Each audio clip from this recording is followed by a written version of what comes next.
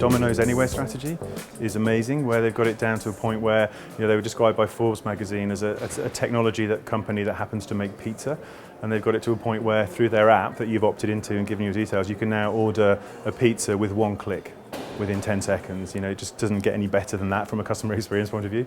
And then I think in terms of smarts and really understanding where AI is taking us as a business, I think North Face with their expert personal shopper system they've done with IBM and Watson, where they're using sort of machine learning and AI and almost like creating their own version of a search engine to help you choose exactly the right thing for what you need in the precise kind of temperature, location and context.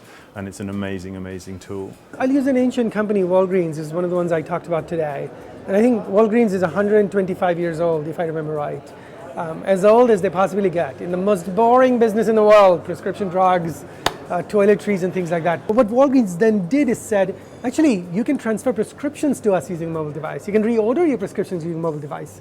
And then when they started to think about that, they said, wait, when you come into our store, you also then interact with the pharmacist. You ask questions and things like that. Well, they built that into the mobile app already, so you can chat and things like that.